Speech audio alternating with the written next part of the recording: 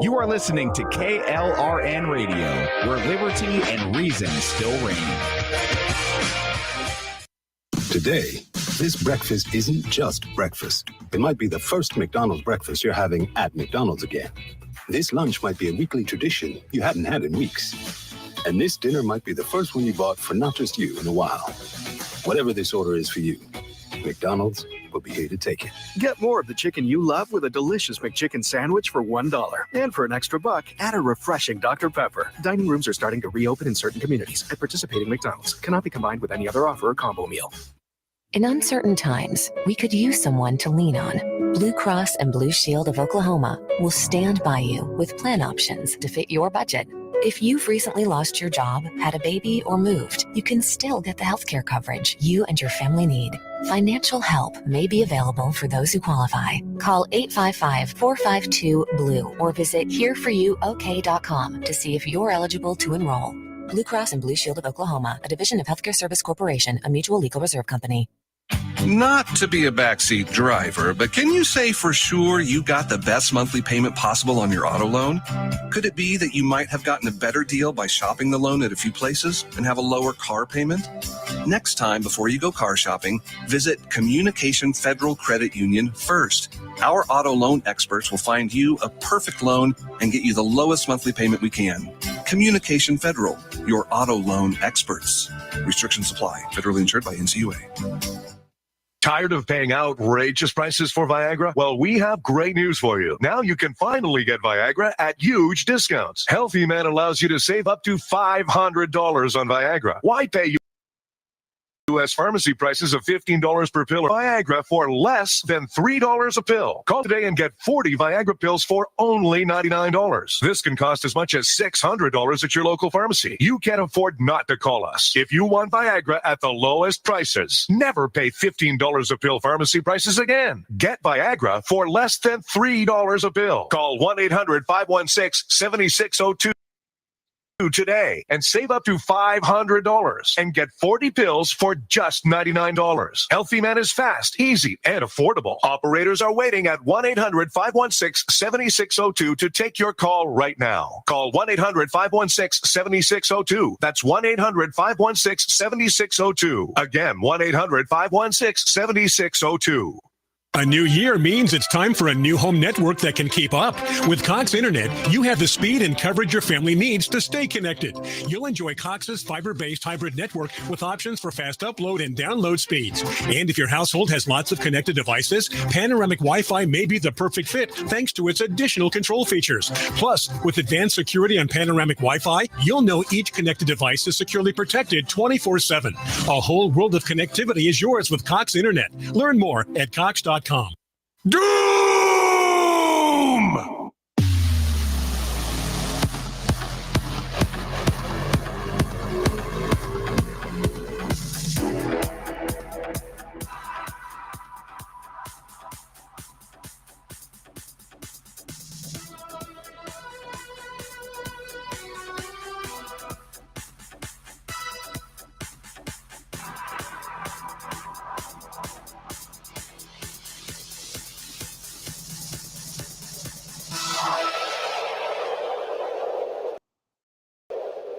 Lord have mercy. That was absolutely painful.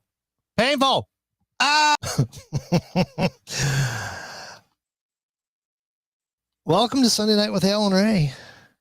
We're here. God, I hope we're here. I have no proof whatsoever that I hope guys in chat, I'm going to rely on you to tell me if this thing's blanking out or not. For something is absolutely obliterating. Mike's just something is downloading somewhere. Maybe my soft vast, maybe it's Microsoft. Something is absolutely just killing this computer right now. And nothing is responding. I'm flying blind. I don't know how this is going to go. And it's been a couple of weeks. And the funny part about it, this computer is working absolutely magnificently. And Raptor's saying it's in and out. Perfect. Great. You know, I don't know how this is going to go. I really don't. It seems to be okay now. We'll see what happens. I don't know. Anyways, yeah, something weird's loading this thing down. So I'm just going to make a couple of little quick adjustments here on the fly. And we're going to talk a little bit. I've got some really cool and interesting things. I've also some things that have really kind of pissed me off over the past 24 hours, 48 hours. But I feel like I haven't been behind the mic forever, even though I did a show with Stacy last week, Playing in the Dirt. It was a good show. The week before that, 2 weeks before that, I was on vacation. I was kind of off and doing my own thing. And I want to tell you about it. And I'm not going to break out a bunch of slides and stuff like, this is my wife and I, and we're all in Cleveland, Ohio. No, I'm not going to do that to you. I'm going to tell you what we did, though. We had technically 4 stops on this trip. The first stop was in Buffalo, New York, to meet with the East Coast Reflector crew. It was our official yearly meet and greet in the Buffalo area. Got there Friday night, had dinner with all the crew. Then Saturday, on top of this hill, this big hill in this park that overlooks the entire city of Buffalo. It's really cool. Had our meet and greet. Had close to 100 people show up, I think. 50, I don't know, could be 50. And really great time. Hung out with a lot of ham radio operators, people that I talked to almost every day. Had a great time, did a lot of cool things. It was just absolutely marvelous. And then Sunday, got up, had breakfast with the crew, all the people that actually run the East Coast Reflector. I'm a net controller, but that's kind of what I do. We're part of the group that runs the thing. And then my wife and I went up to Niagara Falls. I'd never been to Niagara Falls in my life. And we're really only like 4.5, 5 hours from Niagara Falls. Never been there. Never. Always wanted to see it. Never had an opportunity. My parents never took me to places like that as a kid. My wife's parents, they took her all over the God's green earth, saw all the cool sights. So I was kind of like a kid at Christmas, wanted to see the falls. Really cool. Hot day, 90 degrees, hot. Ugh. But we walked around Goat Island, walked around Niagara Falls, took a buttload of pictures. It was absolutely outstanding. And, good. Everything just blinked and now everything looks like it's actually coming to life here. I hope you can still hear me. Went to Niagara Falls and my impression of Niagara Falls, it's beautiful, beautiful. A lot of people, but that's to be expected. It's a spectator thing. Walked around Goat Island, took pictures, and the thing about it was beautiful to look at. That smell, though, was a little funky. I don't know if I would stand under the falls and let that water hit me without expecting my hair to fall out or my face to melt or something. Something smelled off about that water. I've been to a lot of rivers. I've been to a lot of the Great Lakes. There was something funky. So I'm not sure I would, go stand under the falls. Just that's off the bucket list. But it was cool to see. It was cool. Met some cool people there, talked to some people. And then from there, we went on down to Pennsylvania. We were on the road to go to Gettysburg. We stopped just across the, you know what? PJ, a politics junkie, he's just hit the chat. And guys, I'll acknowledge y'all in a minute, but just want to tell you the story. We came across this little place called Mansfield, Pennsylvania. Little town. I think there's a college somewhere around there because there's a lot of younger people there. So it kind of thinks it's a college town. When we got up the next morning, we went to this cool place called Thin Line Tavern for lunch when we got there. Dinner, I should say. Excellent BLT, great place, little atmosphere. But the whole little town there is just nothing but little dive bars and stuff and coffee shops. Well, we got up the next morning. We didn't feel like hotel food. The hotel food looked really gross. So we took off downtown to this little place called Conspiracy Coffee. If you ever find yourself in Mansfield, Pennsylvania, right across the line, there's a place called Conspiracy Coffee. And they serve quick, easy breakfasts and good coffee. They're not complicated. They're not hosh posh. They're not foo-foo stuff. It's just good coffee and some good breakfast. Nothing fancy, eggs, bacon, You can get some pancakes, maybe get a muffin, something like that. But it was good. But as you could guess, Conspiracy Coffee, they're a whole, and it's small. It probably fits 20, 25 people in there. That's about it. And that's a crowd. There's probably only 10 people in there, and half of them were cops. So you know if the cops are going there, it's good. But the entire decor was all news clippings and articles and stuff from conspiracy theories. Bigfoot, JFK assassination, UFOs, you name it. You know, I looked at my wife, I was like, I'm home. Let's move here. I wouldn't want to do that.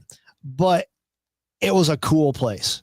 And I talked to the, I don't know if it was the manager or the owner, but it was the person that was like, shouting out most of the orders and stuff we were talking about. And I was like, it's a neat place. And I did the meme, hey, I'm a bit of a conspiracy theorist myself. I told them about the Mountain Dew conspiracy theory, which they had no idea what I was talking about. And I'm like, really? Yeah, go look it up. Every time they name a Mountain Dew, something happens on like a national or global scale that has something to do with that title. And Mountain Dew, the people that own Mountain Dew, or the company that owns Mountain Dew, the CIA used to have a lot of dealings with them. And the guy just looked at me and goes, I'm going back to get on the computer right now. And he wished me a good day. We were on our way. But, we talked about 2 or 3, and a couple of them he had no idea about. So anyways, we get to Gettysburg. Hot. Gettysburg was hot. Lord have mercy, Gettysburg was hot. But I will tell you this, and I'm going to go into this a little bit. If I can get, I don't even know if things are going to work. I've given up on my computer. I'm just going to use my phone. Screw it. Gettysburg was awesome. I've never been to a Civil War battlefield in my life. And honestly, to tell you the truth, it was just an out of body experience. It was 100 to 101 degrees the whole time we were down there. It was absolutely just mortifying. But if you actually study Gettysburg, the 3-day Battle of Gettysburg, starting July 1st, 1863, and ending July 3rd, those 3 days, it was hot. It was 90s, high 90s, 100. So you got the real effect. And of course, we wimped. We're getting old. We're not young anymore. We're not going to walk around 100-degree weather. I don't care. You can download this little app, and you can, it's cost you about $10 to do, but we said, what the heck, we're on vacation. And they download an actual driving tour through Gettysburg that plays the tour on your car stereo, your radio, and if it's hooked into your cell phone. And it was absolutely outstanding. We were on all the cool places. Okay. We were in the wheat field. We went through the peach orchard, the railroad track ravine where the Confederates lost a lot of men because they were stupid enough to dive down in it thinking they were going to hide. Little Round Top, Big Round Top, the Devil's Den, all of that. We were everywhere. Cemetery Ridge, you name it. We crawled all over that place all day. And I'll tell you what, even now, in fact, I don't know if this had anything to do with what I was doing, but I was watching videos about Pickett's charge, where that all happened and everything. We were there. I was watching some videos on that just before I even came on air. Little was I to know that my computer was going to betray me. What do you do? But anyways, standing there on some of these places, Cemetery Ridge, some of the other places that, Little Round Top, all these places that you just had this feeling. The feeling was almost overwhelming. Maybe it was just me. Maybe I was just kind of emotional because I've studied all this. I know all of it. But the feeling was emotional. There was a lot of times, not even kidding you, there's a lot of times I had tears in my eyes. Because I knew what happened. I knew I was standing right where thousands and thousands of men died. Thousands. I knew when I was going across the ridge, across the wheat field, thousands of men died there. When you're standing there on Little Round Top, you knew the significance, the importance of it.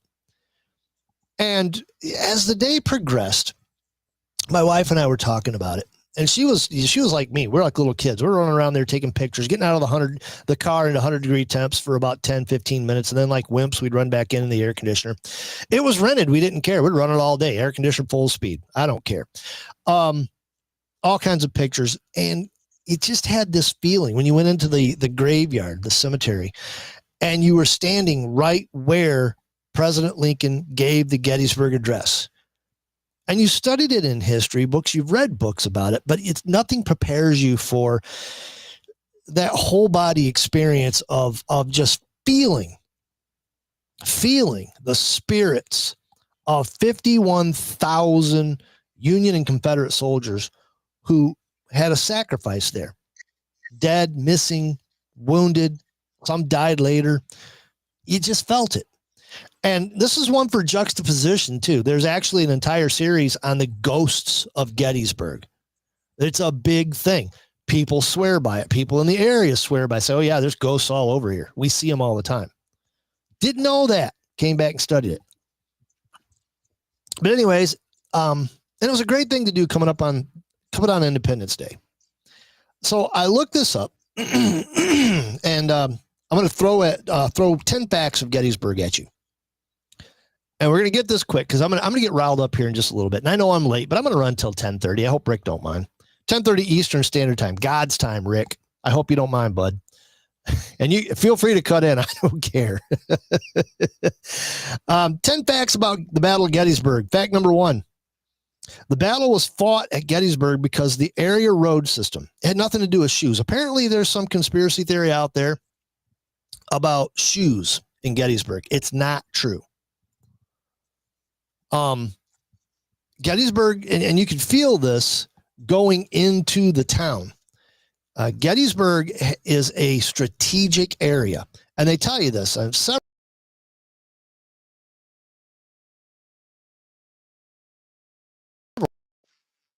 times during the tour. It's a very strategic area, especially at the time. 10 roads meeting right there in Gettysburg. It was a stupid rumor anyway. But the town of Gettysburg population was about 2,000, and it was on the rise. It boasted 3 newspapers, 2 institutes of higher learning, several churches and banks, but there was no shoe factories or warehouses. The 10 roads that led into town are what brought the armies to Gettysburg. The shoe myth can be traced back to a late 1870s statement by Confederate General Henry Heth. Fact number 2. The first day's battle was a much larger engagement than is generally portrayed. The first day of fighting at McPherson's Ridge, Oak Hill, Oak Ridge, Seminary Ridge, Barlow's Knoll, and in and around the town involved some 50,000 soldiers, of which roughly 15,500 were killed, wounded, captured, or missing. The first day in itself ranks as the 12th bloodiest battle of the Civil War, with more casualties than the battles of Bull Run and Franklin combined. Fact number 3, the second day's battle was the largest and costliest of the 3 days. The second day's fighting at Devil's Den, Little Round Top, the Wheat Field, the Peach Orchard, Cemetery Ridge, Trossel's Farm, Culp Hill, and Cemetery Hill, which I visited, stepped out into every single one of those places. And it was just crazy. Involved at least 100,000 soldiers, of which roughly 20,000 were killed, wounded, captured, or missing. The second day in itself ranks as the 10th bloodiest battle in the Civil War, with far more casualties than the much larger Battle of Fredericksburg. Fact number 4. Of 120 generals present at Gettysburg, 9 were killed or mortally wounded during the battle. On the Confederate side, Generals Semmes, Barksdale, Armistead, Garnett, and Pender, plus Pettigrew during the retreat.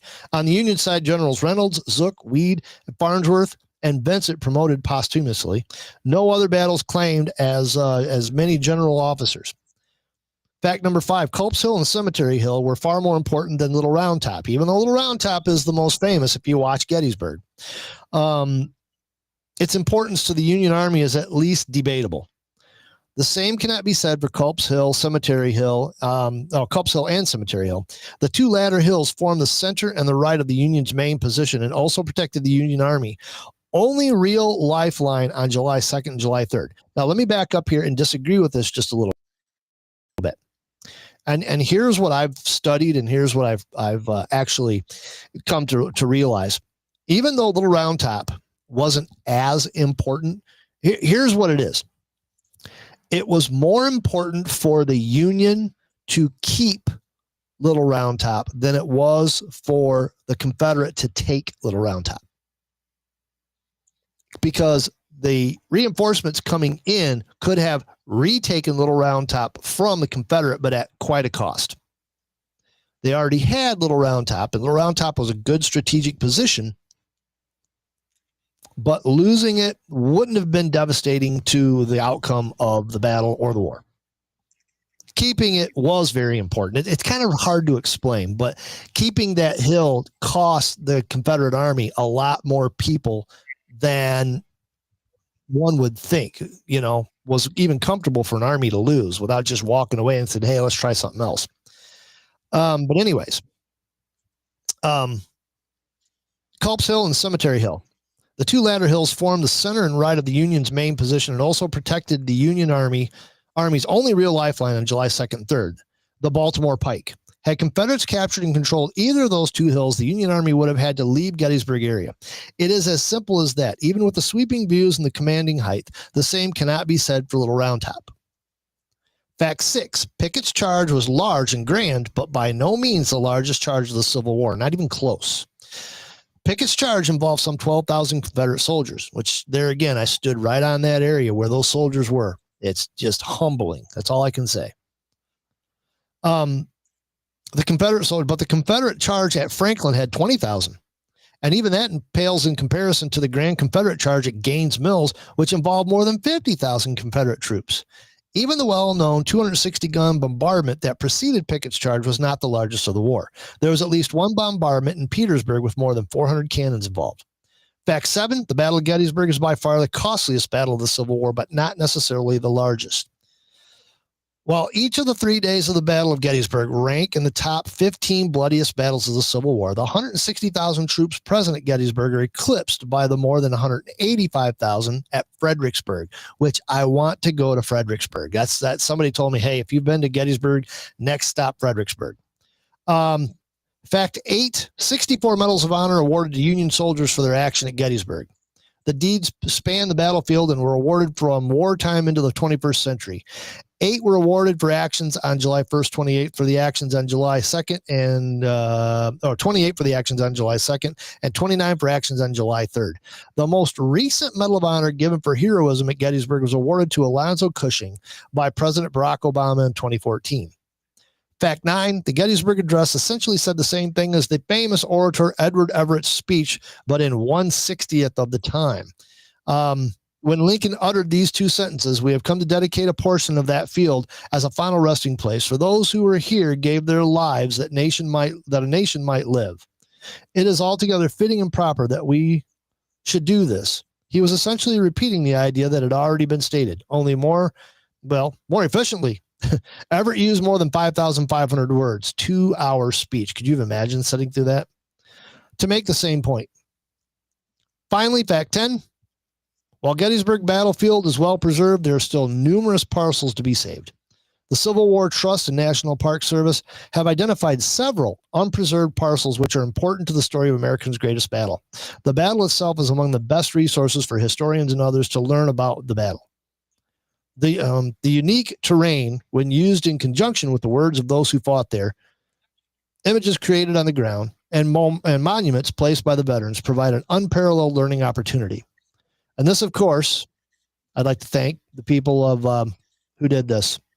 Battlefields.org. Great little reference. So I'm telling you, you get down there, you got to walk through it. Take an entire day. It takes an entire day. Climb up all the platforms, look across the areas, and just envision the battles that went there. Right now, it's so peaceful. So peaceful.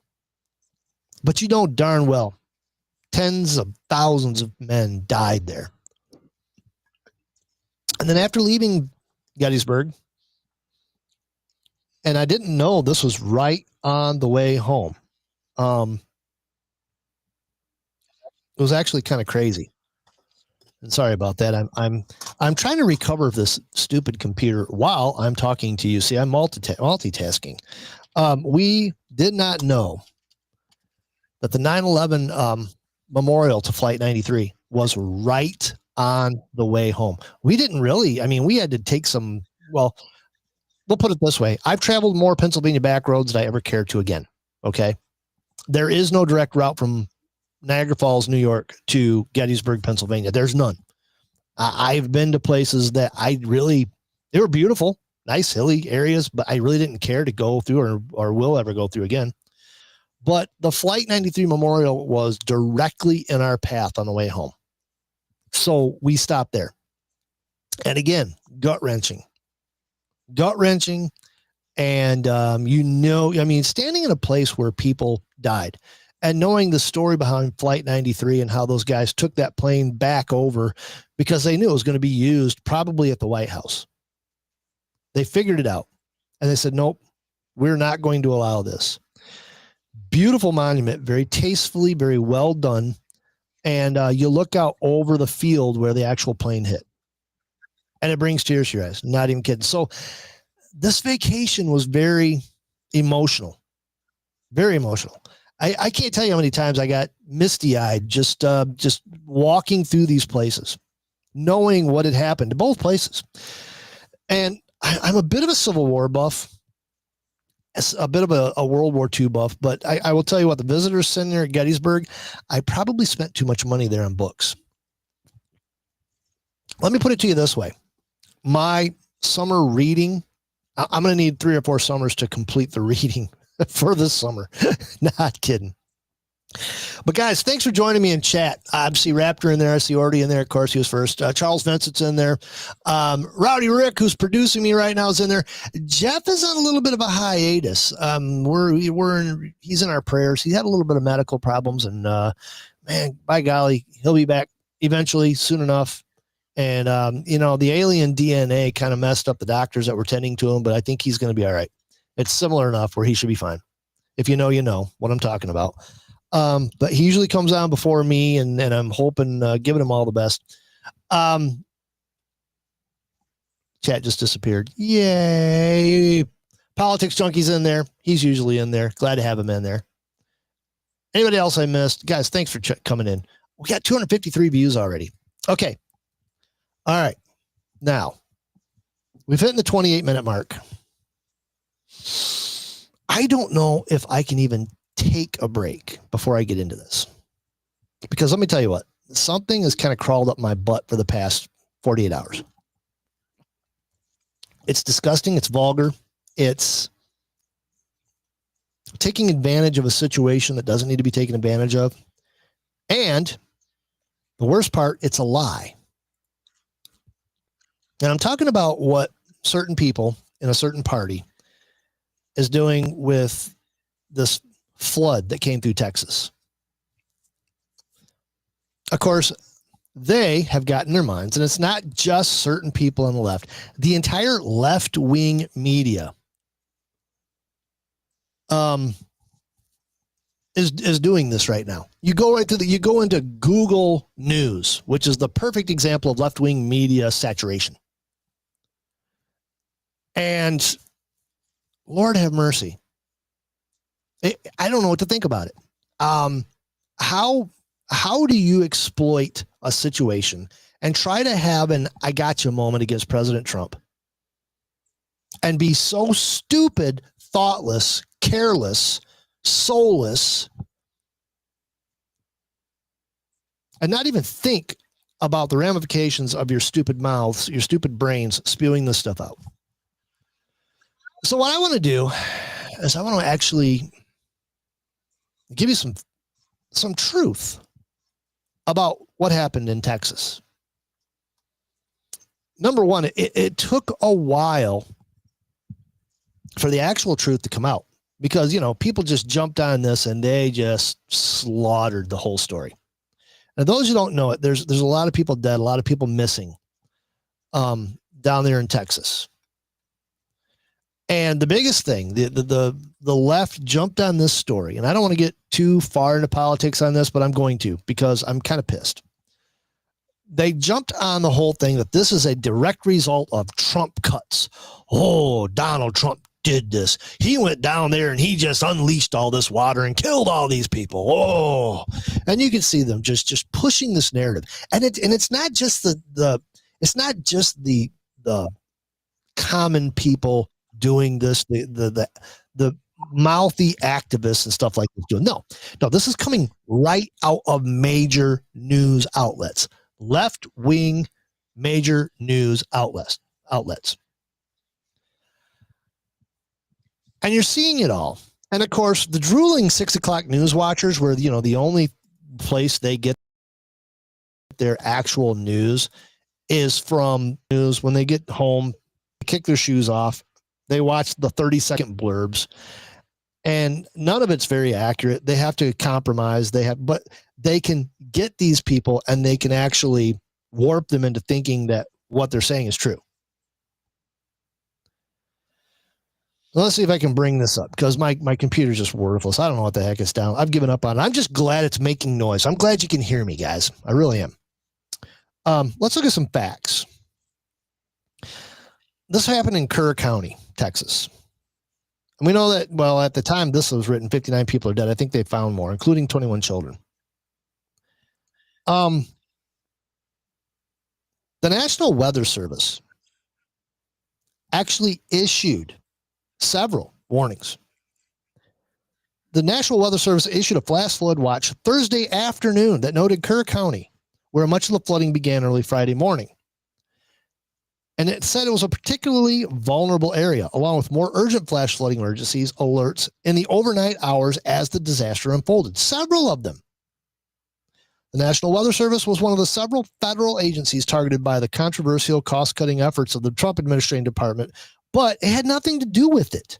This had nothing to do with it. And here's the thing about it is, those cuts start if passed by Congress. Yes, some people were not allowed to hire in there.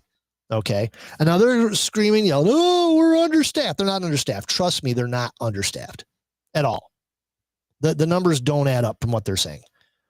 But the actual budget cuts to the service, if passed by Congress, if it still hasn't been passed, would start in October of 2025.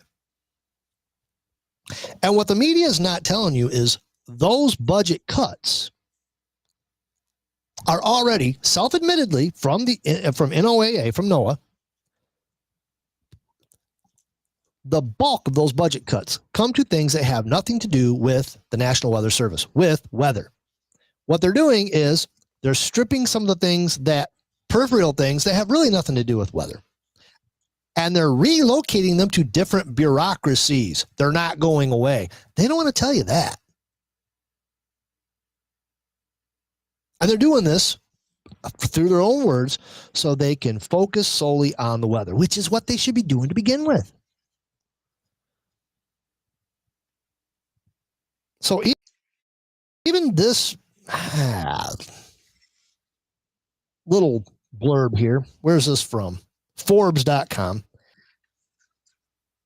Several flash flood warnings went out.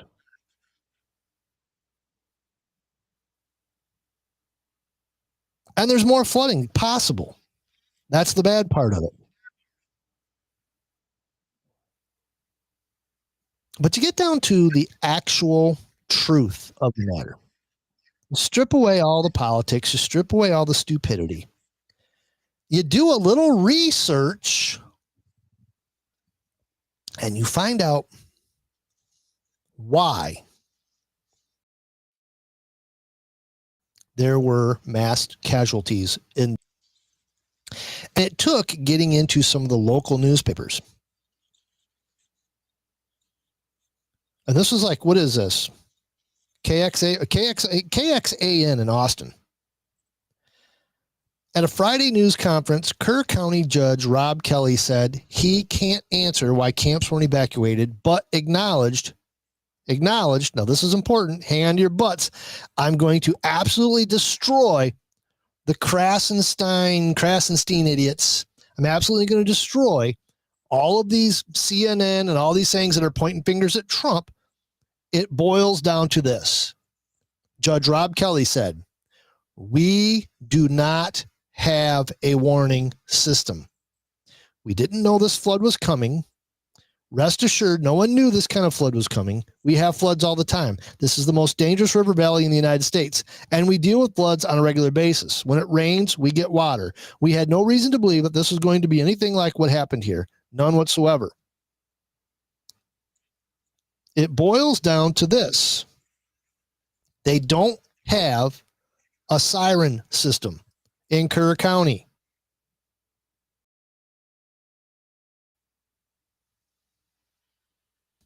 It goes down to, let's see, Camp Mystic is located less than 20 miles from Kerr and Hunt, which is in Kerr County.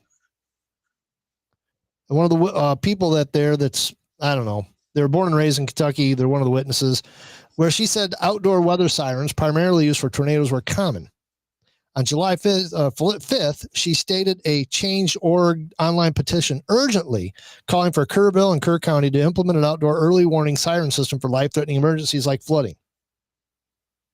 So when you get down to it, what happened was, and here's the history behind it. They tried to get tornado sirens or sirens in there, warning sirens in Kerr County. The problem was they were extremely expensive, like grossly expensive, a lot of regulations to put them up. So everybody went, no, don't need them. Deadly mistake, costly mistake.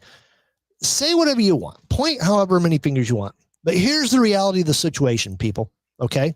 I'm going to lay this to you as simply as I can. At 2:00 in the morning, late at night, when this thing actually hit, nobody's awake looking at their phones. And I sleep right through some of these phone warnings. Camp counselors might not even let these kids have their cell phones. They might not have even had their cell phones on. An outdoor warning siren system can be heard, wake you up, where you can actually wake up and figure out what's going on. Probably would have saved lives. You can prepare all you want. And I promote it on this show all the time. Bug out bags. In fact, I haven't even done a summer bug out bag thing because I do it all the time. I find myself repeating myself. I should probably. Bug out bags, plans, where to go if there's an emergency. You can meet up with your family, your house catches on fire, something like that. If you live in a valley, if you live in a floodplain, where to go for high ground, how to get out of there. You can have all of those plans. You can make all of those arrangements. If you're not made aware that something of this magnitude is coming, it don't matter. If you can't tell, there are things that happen. There are just things that happen. I'm not excusing anything, but they could have avoided some of this. There's a whole study, psychological study behind why people don't pay attention to emergencies. But if you are not warned that danger is coming, how do you escape danger? And this is not a Donald Trump thing. This is a Kerr County, Texas thing. And I don't care if Kerr County leans right or leans left. They had the opportunity to put up sirens to warn people. They did not.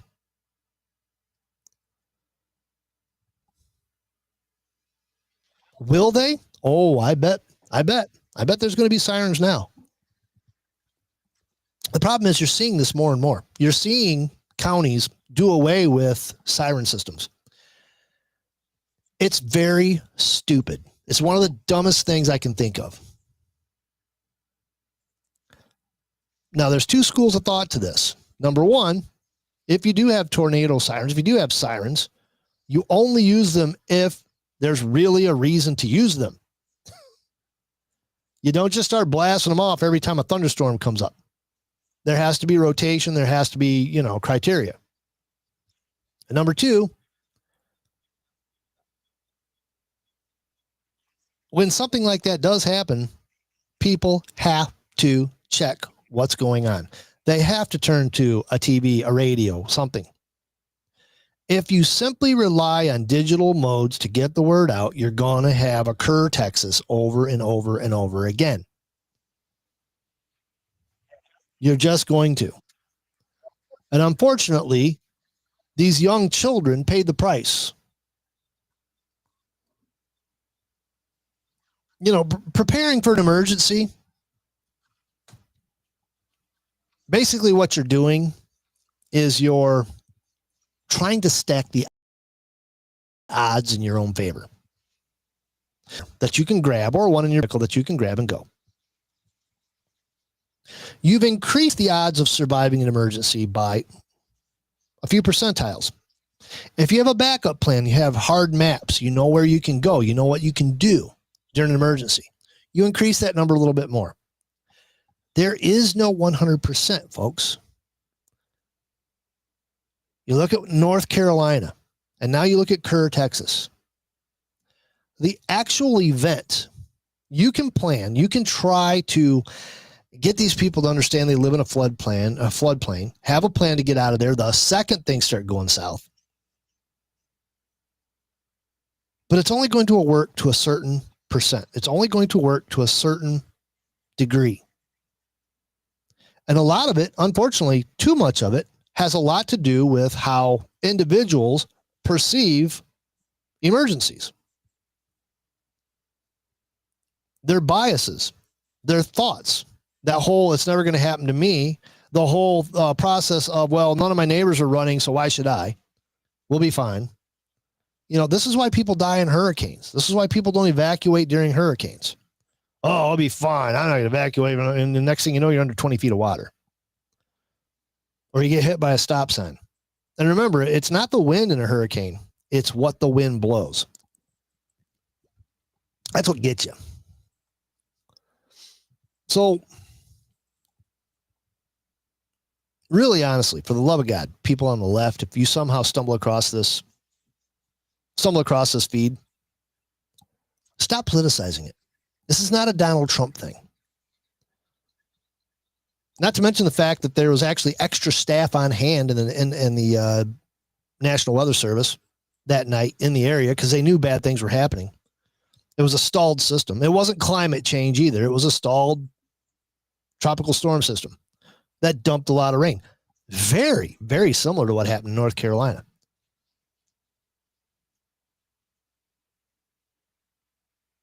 Don't pay attention to these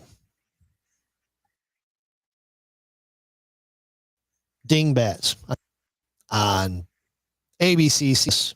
These people have gone over the edge. They're over the edge. All they are is they're just 100% on board with seeing if they can get a gotcha moment to this administration. Go to actual people who study the weather, actual people who are giving facts about what happened there. Go do some research, dig into it like I did, and figure out that, oh, hey, there's no warning system. And let's face it, folks, the National Weather Service, you're not going to want to hear this, but it's outdated. A lot of the stuff in the National Weather Service is outdated. Maybe some of the budget cuts that they're using to get rid of the bloat and the waste should go to actually updating the system, because we know more about weather than we did 10, 15, 20, 25 years ago. I don't even turn to the National Weather Service for advice on weather. You go to YouTube live streamers like Ryan Hall or Michigan Storm Chasers. You can watch the storm coming across. And these people are actually studying. There's no politics involved. They're actually studying weather. Some of them have their degree in weather forecasting and stuff like that. And they tell you exactly what's going to happen. And by God, they're right just about every time. You can watch the stuff coming at you.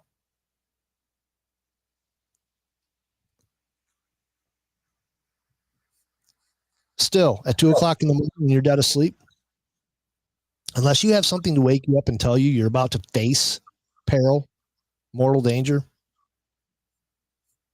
there's the problem right there. You can narrow it down to that one thing. If you don't have a siren system in your county, and I hate to say this, if you have to be taxed,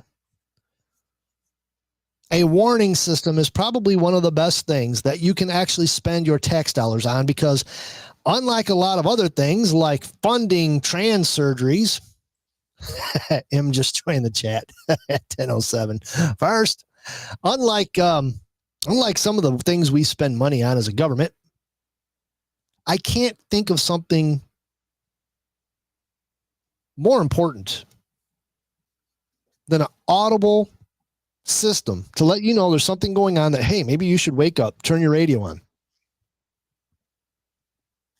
Maybe you should wake up, check your phone, see what's happening. It really is kind of ridiculous to even have to say this. I mean, we've spent millions of dollars. We've researched. Private people have researched. Look up where the F system of tornadoes come from. I've had it here on this show. Just hours and hours and hours of research of how much damage a tornado does. The level of rotation, the level of winds. That all was back in the late 60s. And they've even, refined it, refined some of the definitions of it now.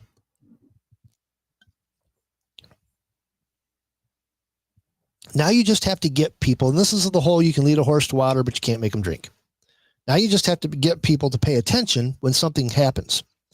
And here's another thing too. A mutual follower on Twitter, a lot of us know him. His daughter actually lost a classmate in this. He's going to have to tell her about it. He pointed out something too, that every storm system is now, according to the news, the storm of the century. Oh my gosh, there's never been anything like this before. Oh, we're all going to die. And they just keep saying this stuff over and over and over and over again. And you know what? When everything's sensationalized, then nothing becomes sensational. When you keep hearing the same thing over and over and over again, you roll your eyes and you say, well, whatever. That's dangerous. Dangerous. But that's the media for you. The media's job is to sensationalize every single thing because they're not really interested in getting you news. They're interested in making money. Yes, baby. So keep that mindset.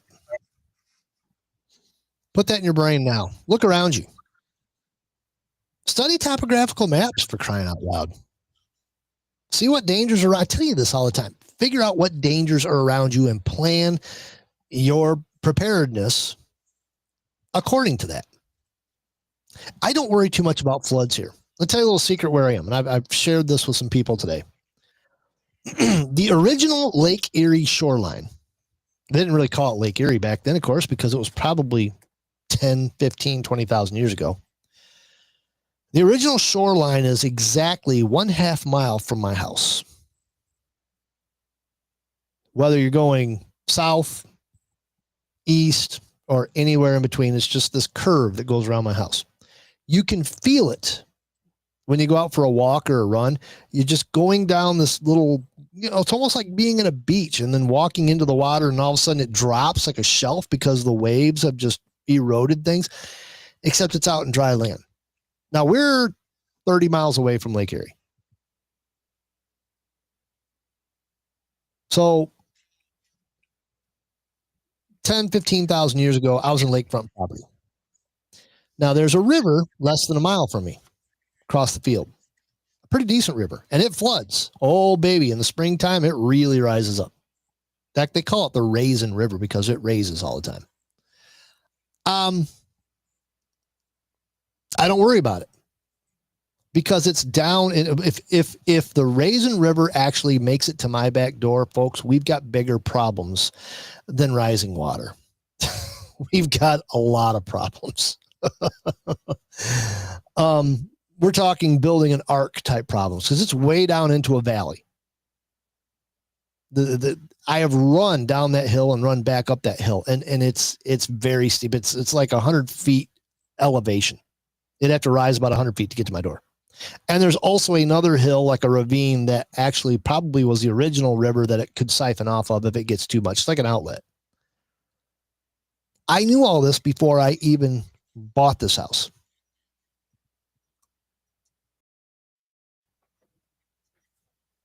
One thing I don't have to worry about One thing I didn't consider is the dang wind out here because there's nothing to stop the wind.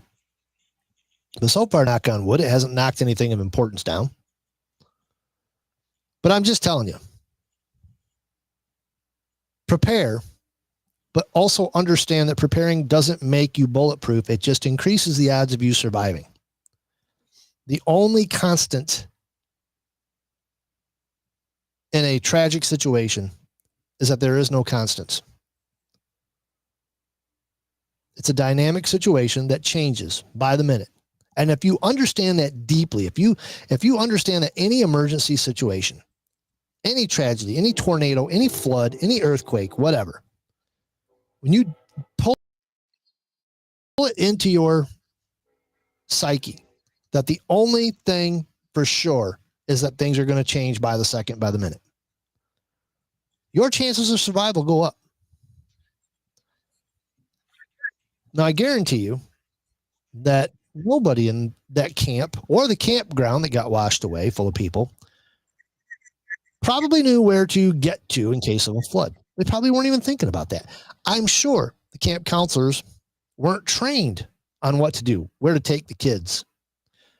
I hear stories of heroic efforts from some of these counselors, and I'm not discounting anything they did. I mean, you just don't know what you're going to do when you're put into that situation. But hopefully lessons are learned. Hopefully all you can do, and this is just like North Carolina. It wasn't that the Biden administration made cuts or did something wrong in North Carolina. It's what they did afterwards by ignoring it for weeks before they even did anything. Days went by before they even decided to do anything. And when they did, it was, you give us complete control of everything you're doing, or, you're not going to get help, or we're going to do all of this by, race. We're going to do it by who's the biggest victim first.